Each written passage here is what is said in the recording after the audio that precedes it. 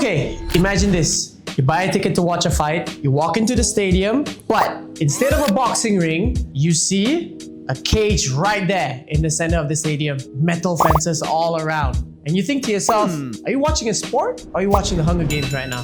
So today I'm going to tell you why MMA is fought in a cage and not inside of a regular boxing ring. You see, back in 1993, it was the birth of the Ultimate Fighting Championship. It was pretty much a Wild West for fighting. But the main purpose of the UFC was to look for which martial art was the best back then. So there was no proper weight classes. People were representing each and every dojo. We had people that were like fighting with not even from a dojo. They think they could fight. They think they can be the best fighter in the world. So they stepped into the cage. It was literally who was the best fighter back then. There was so many different types of martial artists coming in. You had karate versus boxing. You had Muay Thai practitioners. You had kickboxers. Everyone was showcasing their best version of their martial art, representing their dojo and their art. And then, right, one day, there was this one guy. His name was Royce Gracie. Just a regular looking dude, had a gi on, had his black belt on, and he fought. You see, Royce did not look big. He wasn't scary looking. He looked like just another guy. But this guy, Royce Gracie, was choking everybody out. That's when the world realized, yo, ground fighting is a real thing. What happens to you after you fall on the floor? The fight usually continues. From that moment onwards, MMA changed forever. But bear in the question, why isn't MMA in a ring anyway? You see, not everyone can afford a cage. Sometimes there are still some fighting promotions around the world that has MMA inside of a ring. But let me tell you why that's a bad idea. You see, the difference between a ring and a cage is obviously a ring is square, it's 4 corners, and it's built with ropes. So you see, the problem about a ring is that when a fighter shoots in for a takedown, there's a very high percentage that the fighter will go out of bounds. That means just falling out of the ring. This even happens very commonly in Muay Thai. And they're not even shooting for takedowns. What happens usually when fighters go out of bounds is that the referee has to stop the fight and they have to recenter the fighters, and it would just restart the fight.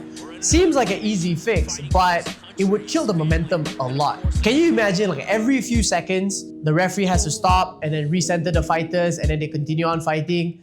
Sooner or later, a lot of us are gonna get very, very bored of it. And at the same time, for the fighters as well, it's gonna kill their game. It's gonna kill their momentum. And if you wanna escape a position or you wanna try to get out of something, maybe you should, then it'll be a game plan for somebody to just go out of bounds.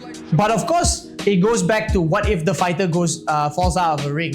You see, when a fighter falls out of a ring, that already in itself is a safety hazard.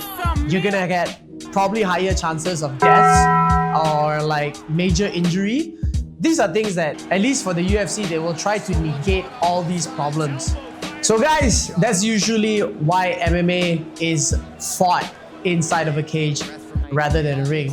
But I'll tell you a little bit more. Now here's the interesting part. The cage didn't just solve a problem, but it created an identity. A boxing ring showcases like class, it showcases legacy, but more importantly, like it's well known to everyone that a boxing ring represents a sport. There's a difference, even the feel of when fighters enter the ring. When audiences see a cage, they immediately know this is not just a sport. This is more than that. The Octagon became an identity. It became a symbol.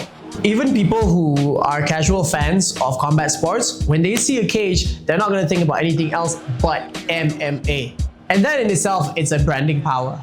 But guys, let's be honest, there's a different feelings. This one is just for the fighters, okay? There's a different feeling when you enter the cage and when you enter a ring. You see, even as a fighter, the moment you enter a cage, the feeling is much, much different compared to entering a ring. Especially when that cage door closes, your whole personality would change. The sound of the cage door closes, you know, there's no going out. You're locked in, it's you and the person in front of you, and then it's go time.